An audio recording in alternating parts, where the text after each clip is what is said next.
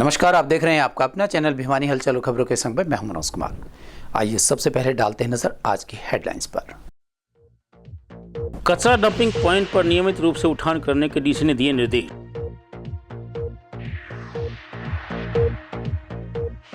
हरियाणा मांगे हिसाब पदयात्रा के दौरान दीपेंद्र हुड्डा ने उठाया बेरोजगारी का मुद्दा। विदेशी नंबर से व्हाट्सएप कॉल करने वालों से रहे सावधान, पुलिस को करे सूचित। संस्कृति व संस्कारों से जुड़े रहने का अवसर प्रदान करते हैं तीज त्योहार, कहा चेयरपर्सन प्रवीण जोशी ने। और अब खबरें विस्तार से। डीसी महावीर कौशिक ने अधिकारियों को साथ लेकर शहर में सीवरेज निकासी और सफाई व्यवस्था का औचक निरीक्षण किया। उन्होंने पब्लिक हेल्थ इंजीनियरिंग डिपार्टमेंट के अधिकारियों को निर्देश दिए कि सीवरेज के नालों की सफाई सही ढंग से हो ताकि निकासी अवरुद्ध न हो। उन्होंने शहर में बने कचरा पॉइंट से नियमित रूप से गंदगी उठान के निर्देश भी दिए। कहा कि कचरा पॉइंट पर लगे गंदगी के ढेर राहगीरों की आंख में चुभते हैं और शहर की सुंदरता प्रभावित होती है। उन्होंने नागरिकों से आह्वान किया कि वह गलियों, सड़कों व सर्कुलर रोड पर किसी भी प्रकार की गंदगी या कचरा न डालें और शहर को साफ सुथरा रखें। डीसी महावीर कौशिक ने शहर में महम गेट क्षेत्र, fancy Chowk, Rohtak gate, Sabzi Mandi, Baori gate, Dadri road पर बने sewerage treatment plant, waste management plant, Dinod gate, Hansi gate, Bhim stadium road पर सीआईए और एसपी रेजिडेंस के सामने वाले इलाकों का दौरा किया। निरीक्षण के दौरान नागरिकों से सीवरेज व बरसाती पानी निकासी होने के बारे में बातचीत भी की। नागरिकों ने बरसात के दौरान जल भराव होने व सीवरेज निकासी अवरुद्ध होने के बारे में बताया। निरीक्षण के दौरान डीसी ने बताया कि जन स्वास्थ्य अभियांत्रिकी अधिकारी इसे तुरंत दूर करें और सीवरेज के नालों की सफाई करवाएं। उन्होंने कहा कि जहां भी सीवरेज के नाले खुले हैं उनको ढका जाए ताकि किसी प्रकार का हादसा न हो। डीसी ने दिनोद गेट क्षेत्र में जन स्वास्थ्य विभाग के अधिकारियों को पेयजल लीकेज दुरुस्त करने व पानी निकासी करने के निर्देश दिए। निरीक्षण के दौरान डीसी ने स्थानीय निकाय अधिकारियों को निर्देश दिए कि नालों में कचरा डालने वालों के चालान काटे जाएँ। शहर में कचरा पॉइंट वाले क्षेत्र के लोगों को समझाया जाए कि रोड पर कचरा डालने के बजाय घर पर आने वाले नगर परिषद के ऑटो टिपर में ही कचरा डालें। कि शहर में एक तो जल भराव की स्थिति बन जाती है थोड़ी सी बारिश के बावजूद, और जो सीवर हैं वो ओवरफ्लो कर जाते हैं और शहर में जगह जगह पे कूड़े के ढेर हैं। तो उसी चीज़ का जायज़ा लेने के लिए आज जो पब्लिक हेल्थ के एक्शन है सीवरेज देखते हैं और ईओएमसी, एक्सएनएमसी और जो सैनिटरी इंस्पेक्टर हैं जो सफाई देखते हैं और एनएच के एसडीओ हैं उनको लेके शहर का दौरा किया था।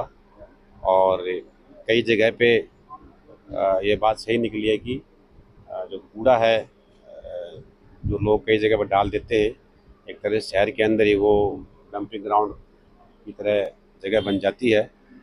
तो वो उसको उठाने के लिए यूएमसी ने बताया कि हमने 14 ट्रैक्टर लगाए हुए हैं और लगभग ऐसे 40 ऐसे पॉइंट हैं जहां पे लोग डोर टू डोर कलेक्शन करने वाली जो गाड़ियां हैं उनमें कूड़ा ना डाल के ऐसे पॉइंट्स पे कूड़ा डालते हैं। तो मैंने यूएमसी को निर्देश दिए हैं कि जो इनकी 14 ट्रैक्टर ट्रॉली हैं, लगभग एक जो ट्रैक्टर ट्रॉली है उसके हिस्से में लगभग 3 या 4 जो ऐसे पॉइंट हैं, गार्बेज पॉइंट आते हैं, तो उनके रेगुलर सफाई करें।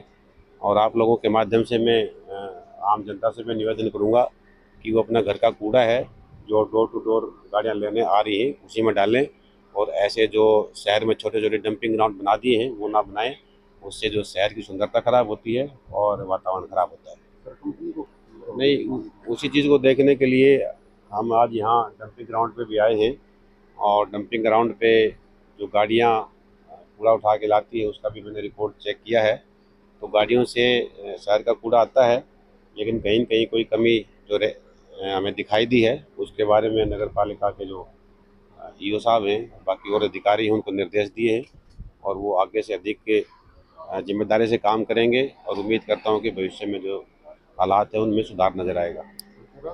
ये बात है कि शहर में पूरे शहर के अंदर जो स्टॉर्म वाटर का सिस्टम है वो नहीं डला हुआ है। तो शहर के काफ़ी हिस्सों का जो बरसात का पानी है, स्टॉर्म वाटर का पानी है, वो सीवरेज के माध्यम से निकलता है और सीवरेज की अपनी कैपेसिटी है, एक पर्टिकुलर कैपेसिटी तक ही सीवरेज है वो पानी ले सकता है। और जो जब उसमें से जो बरसात का स्टॉर्म वाटर का जो पानी है वो सीवरेज में से होकर निकलेगा तो उसमें स्वाभाविक तौर पे कुछ टाइम लगता है। तो उसके लिए भी मैंने इनको पब्लिक हेल्थ के जो एक्शन है सीवरेज के, उनको निर्देश दिए हैं कि जो भी नाले हैं, जो भी इनकी एग्जिस्टिंग कैपेसिटी है उसको दुरुस्त करें और जो नाले भरे हुए हैं उनकी सफाई करवाएं। और उम्मीद है कि इसके हमें पॉजिटिव रिजल्ट मिलेंगे। हरियाणा मांगे हिसाब अभियान के अंतर्गत सांसद दीपेंद्र हुड्डा ने भवानीखेड़ा विधानसभा क्षेत्र पहुंचकर कहा कि अग्निपथ योजना कौशल रोजगार निगम ने हरियाणा के हजारों युवाओं का भविष्य बर्बाद कर दिया है। उन्होंने कहा कि पक्की नौकरी लगाने तो दूर, हरियाणा में बीजेपी सरकार पक्की नौकरियों को कच्चे में बदल रही है। इसीलिए प्रदेश की जनता ने लोकसभा चुनाव में बीजेपी को किया हाफ, अब विधानसभा चुनाव में कर देंगे बिल्कुल साफ। भवानीखेड़ा में दीपेंद्र हुड्डा की यात्रा में भारी जनसमूह उमड़ पड़ा। सांसद दीपेंद्र हुड्डा ने हरियाणा मांगे हिसाब अभियान के तहत भवानीखेड़ा विधानसभा क्षेत्र में शहीद गुलाब सिंह पार्क से बाजार होते हुए हांसी चुंगी तक पदयात्रा की। इस दौरान सड़कों पर लोगों का हुजूम उमड़ पड़ा। लोग सवालों की तख्तियां लेकर चल रहे थे और बीजेपी सरकार हिसाब दो जवाब दो के नारे से भवानीखेड़ा गूंज उठा।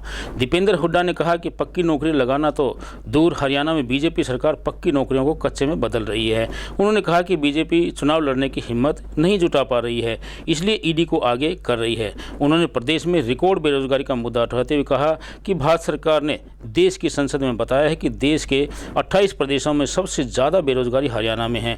बीजेपी सरकार ने हरियाणा को कौशल निगम के जरिए बिना रिजर्वेशन, बिना पेंशन, बिना मेरिट वाली कच्ची नौकरी की राजधानी बना दिया है। 10 साल में बीजेपी सरकार ने प्रदेश में सरकारी नौकरी समाप्त कर दी। 2 लाख सरकारी पद खाली पड़े हैं। जो सर्वे में जिताने योग्य कैंडिडेट है और जो पार्टी के समर्पित जो कैंडिडेट्स हैं, यही 2 क्राइटेरिया रहती है पार्टी के लिए, कौन समर्पित है और कौन कितना मजबूत है। तो कांग्रेस पार्टी मजबूत कैंडिडेट, जिताऊ कैंडिडेट्स को, अपने समर्पित लोगों को विधानसभा में उम्मीदवार बनाएगी। और जो विधानसभा नहीं भी उम्मीदवार बन पाएंगे मगर जिन्होंने मेहनत करी है, उन सभी साथियों को कांग्रेस की सरकार बनने पर पूरी तरीके से उनको एडजस्ट करके मान सम्मान देकर, कई सरकार में बहुत सी चीज़ें होती हैं जहाँ एडजस्ट किया जा सकता है, तो इस रूप से जो इतने, क्योंकि इतने आपने देखा 3,000 2,500 3,000 जब कांग्रेस के नेता कार्यकर्ता टिकट के लिए अप्लाई करें, टिकट तो 90 को ही मिलेगी, लेकिन बाकी का भी कांग्रेस की सरकार बनने पे सबका उचित मान सम्मान निश्चित किया जाएगा, ऐसा कांग्रेस का। बीजेपी का हिसाब दे रही है, आप हिसाब मांग रहे हैं, वो तो आप देखा आपने, वो तो हिसाब देखिए। पहले तो आपने देखा कि नायब सिंह जी ने फतेहाबाद में परसों उन्होंने मेरा नाम लेके कहा, तो इसलिए मैं जवाब दूंगा। उन्होंने कहा कि दीपेंद्र जी हिसाब मांग रहे हैं, हम हिसाब देते हैं, और 10 काम गिनवाए। वो 10 काम में से 7 काम पूर्ववर्ती कांग्रेस की उल्टा सरकार के गिनवा गए। अब बताओ आप, वो और उसके बाद जब ये पता चला कि आपने जो 10 काम गिनवाए थे भाषण के माध्यम से जनसभा में, उसमें से 7 कांग्रेस की सरकार के समय, हुड्डा सरकार के समय हुए थे, तो डीपीआरओ को सस्पेंड कर दिया फतेहाबाद। आपको पता चला होगा, कहा कि ये डीपीआरओ ने ये लिख के दिया था। जिस सरकार को यही ना पता हो कि कौन से काम उनने कराए, कौन से नहीं कराए, और या फिर उनके पास गिनवाने लायक काम ही नहीं हो, तो ऐसी मैं समझता हूँ सरकार तो स्वयं को सस्पेंड करे, खुद को सस्पेंड करे तो बात समझ में आए। बेचारे डीपीआरओ क्या गलती है?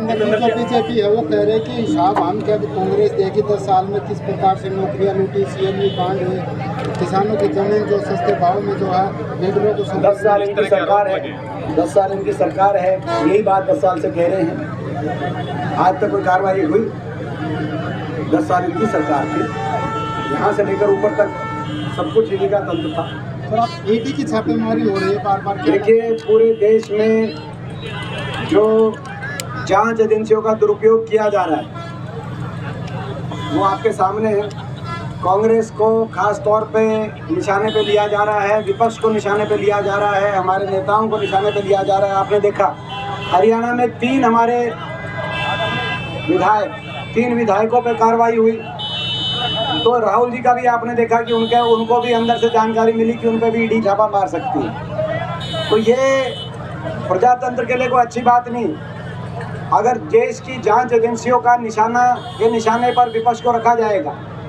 आज आपने देखा केजरीवाल जी अंदर हैं, हेमंत सोरेन जी को ईडी ने काफ़ी दिन अंदर रखा, 2 मुख्यमंत्रियों को अंदर लिया, हमारे 3 विधायकों पे इस तरह से कार्रवाई कर रही है। लेकिन मैं उनको कहना चाहता हूँ, बताना चाहता हूँ भाजपा को आपके माध्यम से, भाजपा ये माने जहाँ जहाँ ईडी जाएगी वहाँ वहाँ हमारे उम्मीदवारों को और हमारे नेताओं को जीत का सर्टिफिकेट देके वापस आएगी, क्योंकि जितना हमें निशाने पे लिया जाएगा, ये हरियाणा है, हरियाणा की जनता उतना ही भाजपा को निशाने पे लेगी। सीटी का एग्जाम आ गया, क्या चुनावी स्टंट कहेंगे इसको, क्योंकि चुनाव का समय काफी नजदीक आ गया, पूरी हो पाएगी मर्जी? आजकल हर दिन लोग साइबर क्राइम का शिकार हो रहे हैं। साइबर क्राइम करने वाले अलग अलग तरह के तरीके लोगों को ठगने के लिए अपना रहे हैं। साइबर क्राइम करने वाले व्हाट्सएप कॉल करते हैं। अधिकांश व्हाट्सएप कॉल +92 पाकिस्तान के नंबर से आती हैं। ऐसी कॉल्स एक ही तरह के मिलते जुलते नंबरों से की जाती हैं। कॉल करने वाला कॉल प्राप्त करने वाले के रिश्तेदार या बेटा बेटी के नाम पर धमकाकर पैसे की मांग करते हैं। ऐसी स्थिति में घबराने की बजाय अपने विवेक से काम लें और तुरंत प्रभाव से पुलिस को सूचित करें। पुलिस विभाग द्वारा विभिन्न माध्यमों से लोगों को साइबर क्राइम से होने वाली धोखाधड़ी से बचने के लिए जागरूक किया जाता है। वहीं धोखाधड़ी करने वाले लोग भी लोगों की भयभीत करने व बरगलाने के लिए अनेक प्रकार के तरीके अपना रहे हैं। इन दिनों पाकिस्तान के नंबर से लोगों के पास व्हाट्सएप कॉल आ रही है। ताज़ा घटना के अनुसार एक कॉल +92 309 368 0176 जो पाकिस्तान का नंबर है से एक कॉल आती है। कॉल करने वाला धमकी देकर बताता है कि कॉल प्राप्त करने वाले का बेटा ड्रग्स के केस में फंस चुका है। इसके बाद बच्चों को छोड़ने के नाम पर पैसों की मांग की जाती है। जो नंबर हमने आपको बताया है उससे मिलते जुलते नंबर से किसी को भी कॉल आ सकती है। इसी कॉल करने वाले के डीपी पर किसी पुलिस अधिकारी का फोटो लगा हुआ है। ऐसी कॉल से घबराने की बजाय विवेक से काम लें और समीपी साइबर क्राइम थाना में रिपोर्ट करें। हनुमान जोड़ी मंदिर धाम में मातृशक्ति के सम्मान में 4 दिवसीय हरियाली तीज उत्सव का आयोजन किया गया।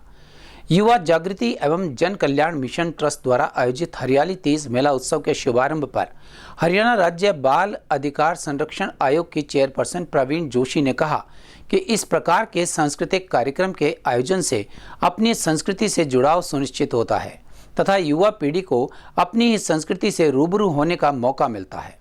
विशेष अतिथि के रूप में हिसार नगर निगम के डिप्टी मेयर अनिल सैनी और भिवानी सिटी थाना SHO सत्यनारायण ने शिरकत की। वहीं उपस्थित लोगों को जल एवं पर्यावरण संरक्षण की शपथ दिलाई गई। युवा जागृति एवं जन कल्याण मिशन ट्रस्ट द्वारा हनुमान झोड़ी मंदिर धाम में मातृशक्ति के सम्मान में 4 दिवसीय हरियाली तीज उत्सव का आयोजन किया जा रहा है। इस मौके पर महेंद्र चरणदास महाराज ने कहा कि तीज पति पत्नी के बीच संबंधों का प्रतिनिधित्व करती है। यह त्यौहार पार्वती ने अपने पति महादेव के प्रति अटूट समर्पण की याद दिलाता है। उन्होंने कहा कि तीज न केवल एक मजबूत शादी के इर्द गिर्द केंद्रित है बल्कि यह बच्चों की खुशी और स्वास्थ्य पर भी ध्यान केंद्रित करती है। उन्होंने कहा कि वर्तमान समय में सोशल मीडिया पर व्यस्तता और दिन भर के काम की आपाधापी में व्यस्त रहने से धीरे धीरे लुप्त हो रहे तीज और त्योहारों के उत्सवों के उल्लास को फिर से संजोने के लिए इस प्रकार के कदम महत्वपूर्ण भूमिका निभाते हैं। इस मौके पर मुख्य अतिथि हरियाणा राज्य बाल अधिकार संरक्षण आयोग की चेयरपर्सन प्रवीण जोशी ने कहा कि तीज जैसे त्यौहार भारतीय संस्कृति के परिचायक हैं तथा हमें अपनी संस्कृति से जुड़े रहने का अवसर देते हैं जिससे हम अपनी परंपराओं के और भी नज़दीक आते हैं। तो ज़रूरी त्यौहार है, उनमें से एक तीज त्यौहार बहुत अपने आप में अहमियत रखता है क्योंकि महिलाओं का त्यौहार है और उसके बाद इन त्योहारों की एक लाइन लग जाती है क्योंकि एक देसी कहावत है कि आई तीज और त्योहारों के बखेर की बीज।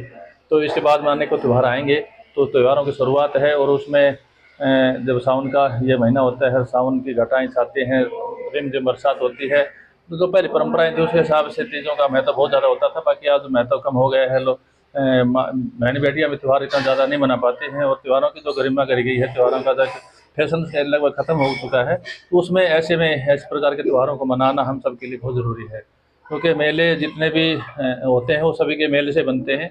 हम सब ने मेल जोल करके ये कार्यक्रम शुरू किया था पिछली बार। अब ये दूसरा कार्यक्रम है जिसमें 4 दिन तक जो है बहुत सारी प्रतियोगिताएं यहाँ रहेंगी। बहन बेटियों का सम्मान मान और उनके समर्थन के लिए, उनके स्वावलंबन के लिए, उनके कहने के उनके निमित्त ये कार्यक्रम चलेगा। और आज जो शुभारम्भ हुआ है हमारी महिला एवं बाल कल्याण आयोग की जो चेयरपर्सन हैं बहन प्रवीण जोशी जी ने कार्यक्रम का शुभारम्भ किया है हमारी कविता पार्षद जी थी, हमारे अनिल अंबानी जी हिसार से जो डिप्टी मेयर हैं वो पहुंचे थे, हमारे सिटी के SHO भाई सत्यनारायण जी यहाँ पहुंचे थे। गणराज जी महाराज जो हैं उनके आदेश पे यहाँ, क्योंकि काशी नगरी कहलाती है, छोटी काशी कहलाती है भिवानी, उनके आदेश पे हम यहाँ आए हैं। वो तीज महोत्सव, क्योंकि सावन के महीने में शिव जी और पार्वती का मेल जो हुआ, उसी में अब भारत की संस्कृति जो है उसका प्रतीक है और बहुत हरियाली का प्रतीक है। और मैं अगर राजनीतिक दृष्टि से कहूँ या पर्यावरण की दृष्टि से कहूँ तो पौधे लगाना, त्रिवेणी लगाना, ये सब लोग कर रहे हैं और देश को हरित क्रांति की तरफ ले जा रहे हैं। नमस्कार। आज 4 दिवसीय तीज महोत्सव के उपलक्ष्य में मैं महाराज चरणदास जी का, जिन्होंने ये आयोजन किया है सावन के उत्सव पर, मैं उनका धन्यवाद करता हूं। और जो मुझे यहाँ आने का मौका मिला, और सभी को हरियाली तीज की मैं शुभकामनाएं देता हूं। और हनुमान जोड़ी धाम में प्रोग्राम हर साल ये महाराज जी प्रोग्राम करते रहते हैं और हमें भी जैसे ही उनकी आदेश होता है हम यहाँ जरूर पहुँचते हैं। मैं सभी को सावन उत्सव कर सभी को बधाई देता हूँ, और स्वामी जी का और उनके साथ सभी सहयोगी, जो हमारे धीरज सैनी जी हैं, भाई ओमवीर जी हैं, हमारे प्रदीप सैनी जी हैं, सभी का मैं तहे दिल से धन्यवाद करता हूँ, आभार प्रकट करता हूँ। ये युवाओं को अब अपील करता हूँ कि नशे से बचें। और अब एक खबर चलते चलते, हरियाणा विधानसभा का चुनाव जीतना इस बार भाजपा के लिए आसान नहीं है। शायद इसीलिए भाजपा ने 70 पार नारे को बदलकर तीसरी बार भाजपा सरकार कर दिया है। हरियाणा में भाजपा ने 2014 का चुनाव अपने दम पर जीतकर सरकार बनाई, पर 2019 के चुनाव में भाजपा अकेले कुर्सी तक नहीं पहुंच पाई और सत्ता पाने के लिए नए दल जेजेपी का सहारा लेना पड़ा। हरियाणा में भाजपा के गिरते ग्राफ को बचाने के लिए पार्टी ने चेहरा बदल दिया और नेतृत्व की जिम्मेदारी नायब सिंह सैनी को सौंप दी गई। लेकिन 4 महीने के बाद भी सैनी कोई करिश्मा नहीं कर पाए। इस बार के लोकसभा चुनाव में 10 में से 5 सीटें जीतकर कांग्रेस मजबूत बनकर उभरी। लोकसभा चुनाव में 90 विधानसभा सीटों में से कांग्रेस ने गठबंधन में रहते हुए 46 सीटों पर बढ़त बनाई, वहीं भाजपा 42 विधानसभा सीटों पर आगे रही। अब नायब सिंह सैनी के सामने मुख्यमंत्री के रूप में सबसे बड़ी चुनौती जाट और SC समाज को साधने की है। लोकसभा चुनाव में दोनों समाज ने भाजपा के खिलाफ एकजुट होकर वोट किया। इसका परिणाम था कि जिन विधानसभा में जाट समाज या SC समाज का प्रभाव है, उन विधानसभा में भाजपा की हार हुई। हरियाणा का किसान भी भाजपा से खुश नहीं है।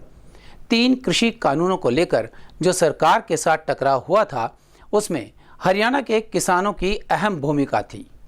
उधर अग्निवीर योजना से युवाओं में भाजपा के प्रति आक्रोश है। 5 सालों में भाजपा का प्रदेश में 11.06 वोट प्रतिशत घटा है, वहीं कांग्रेस के वोट शेयर में 15.31% की बढ़ोतरी हुई। वहीं भाजपा के लिए यह राहत है कि भाजपा ने 2019 के विधानसभा की तुलना में इस बार लोकसभा में ज़्यादा बूथ जीते हैं। पिछली बार भाजपा ने 19,481 बूथ में से 8,528 बूथ जीते थे, तो वहीं कांग्रेस ने 5,934 बूथ पर जीत पाई। इस बार भाजपा 9,740 बूथ जीते हैं। इसके बावजूद भी बिना संगठन वाली कांग्रेस ने बूथ स्तर पर संगठन वाली भाजपा की जीत पर सवालिया निशान लगाया हुआ है। और अब जाने से पहले एक नजर आज की हेडलाइंस पर। कचरा डंपिंग पॉइंट पर नियमित रूप से उठान करने के डीसी ने दिए निर्देश।